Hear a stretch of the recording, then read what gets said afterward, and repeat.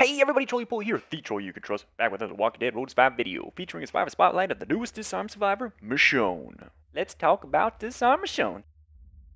An army of pain-in-the-ass weapon modifier survivors have arrived. We're f***ing. Why the hell are they moving like 17th century British soldiers? Don't worry. I got this.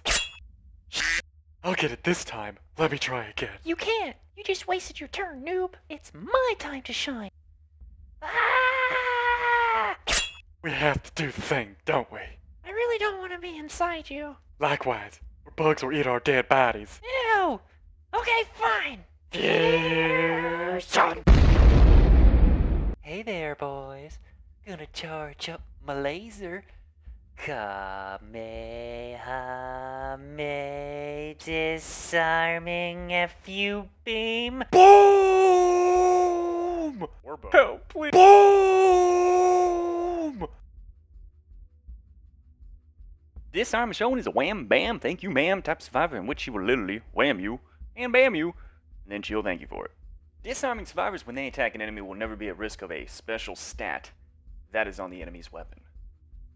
Whenever a critical strike is dealt from this survivor, we will disarm our opponent, removing all conditional or chance-based modifiers. There are a few ways of looking at this to figure out what does disarming work against and what it doesn't work against. Anything you can obtain in the armory in the section of add or replace special stat will be everything that disarming can remove. As a quick example, we'll run through a few: absolute defense, AP, at the start of the wave, splash damage, stronger trait, reflect damage, stun when attacking, stun when defending, double attack, impair when attacking, and impair when defending.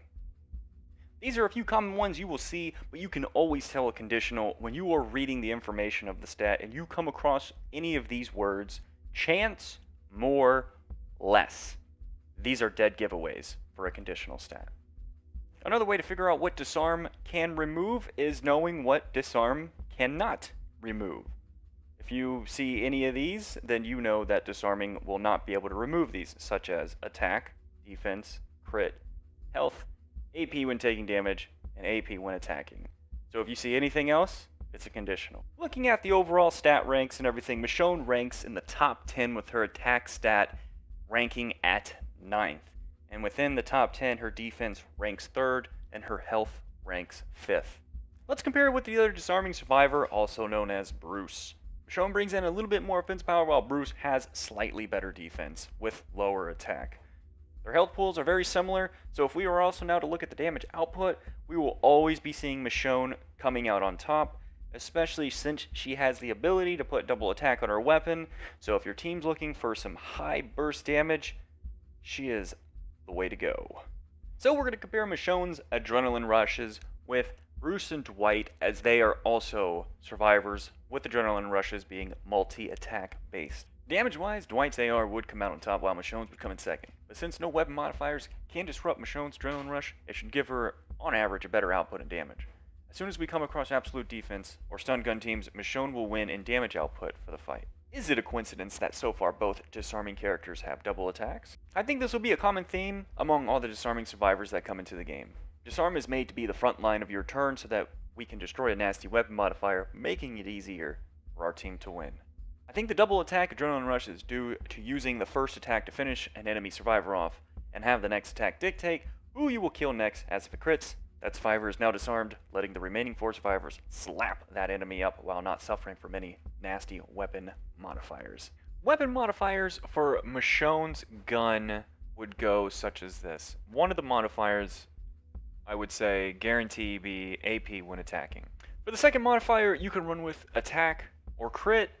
I would choose attack over crit because if you find yourself running a leadership skill that doesn't involve crit for the huge majority of the time, Confuse on her weapon has a much higher proc rate than you're going to have as your base crit, so that's going to be proccing, so you don't have to really worry about CCing the enemy team there. And Michonne's Adrenaline Rush gives her crit, so even though you may not get high crits in the beginning, from here on out, you'll be getting, majority of the time, 50% extra crit. Why I would choose crit over attack is if you're running a leadership for the majority of the time, such as Dwight, where you get 36 crit. Also, if you lack on your team comps, you're lacking a disrupt recovery, such as stun recovery, and you really need to bank on the crit, so don't get stunned by a stun gun or something like that, then I would go for crit, as your team comp is very hinging on that disarming. And now for the last stat on the weapon, we will be talking about Confuse versus Double Attack. Benefits of using Confuse. If you don't disarm the enemy, there's a chance that they can stun and impair their own teammates, giving you a twofer. Even if we disarm them and they attack their own team, they can still be affected by their own teammates' weapon mods. Stun and stun recovery are pretty hot and common at the moment, so bringing in a Confuse will make stun recovers hold less merit. If they go out of the way for a recover Confuse, it can make their team comps less effective or less synergetic. Also, if we ever happen to land a Confuse, it will stop that individual's adrenaline rush for that turn.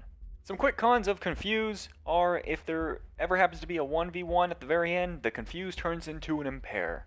While Impair is good, Confuse was stronger. Heavy focus team comps. We can almost guarantee that those team comps will make this modifier useless, so a 2-modded weapon is definitely for the loss.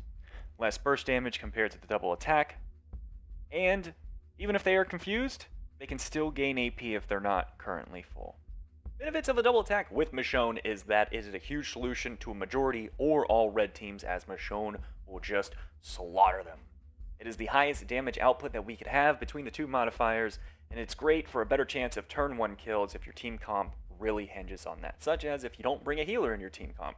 If the double attack happens to proc and we deal with tenacity survivors, this could actually just sweep them up instead of having to waste another turn to kill them.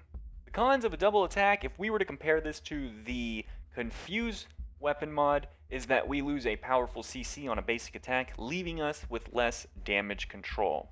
The double attack procs on an AP when taking damage survivor, and if we do not happen to kill them, this could result in an unwanted adrenaline rush used against us. And now let's jump into the team compositions with Michonne. So here are a few team comps with Michonne for attack and defense.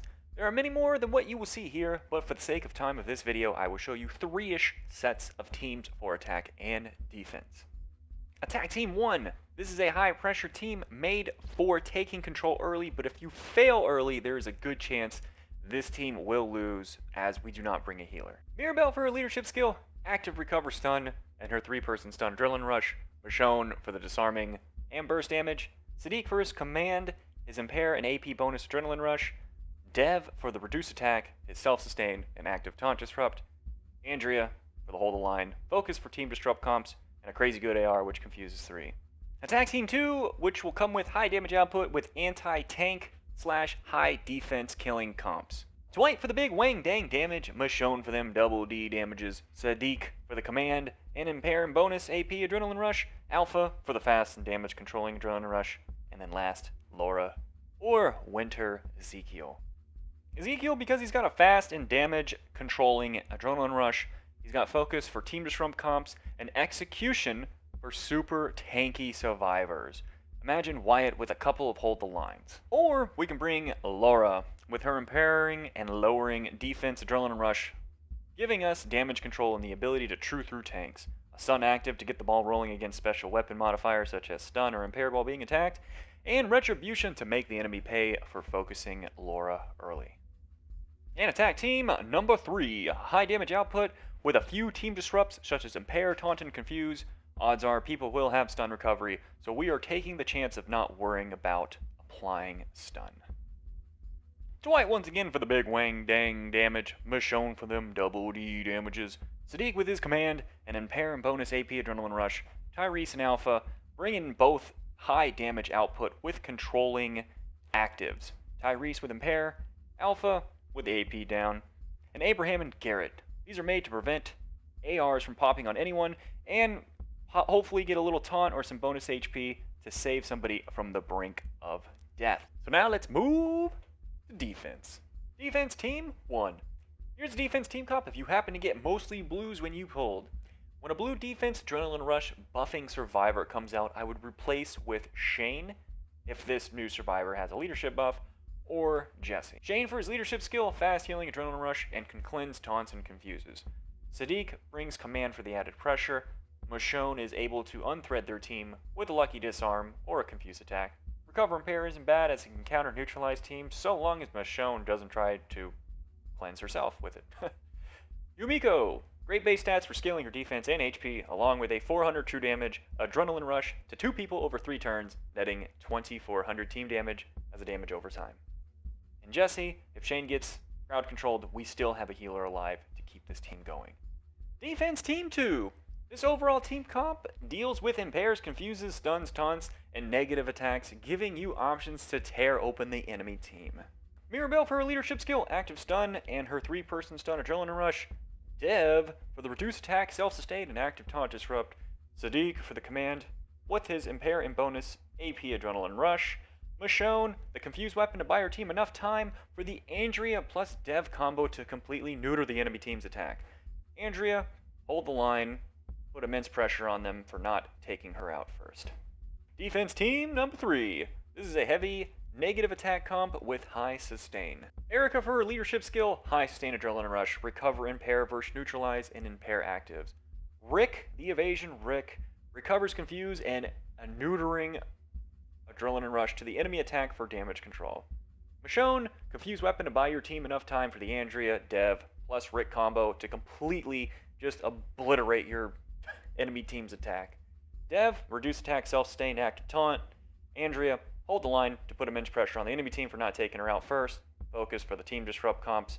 And the crazy good AR confusing 3. And the 2 people that get bonus AP for pain split, which Rick, Dev, and Andrea, if you're neutering everybody's attack, it's going to be insanely hard to kill them. This will wrap up the Disarm Michonne Survivor Spotlight. So thank you all for watching, and if you enjoyed the video, it made you laugh, informed you, or anything positive, please give a nice karate chop to that subscribe and like button. Make sure to leave a comment down below, as support greatly appreciated. And other than that, I'll catch you all in the next video. Bye-bye!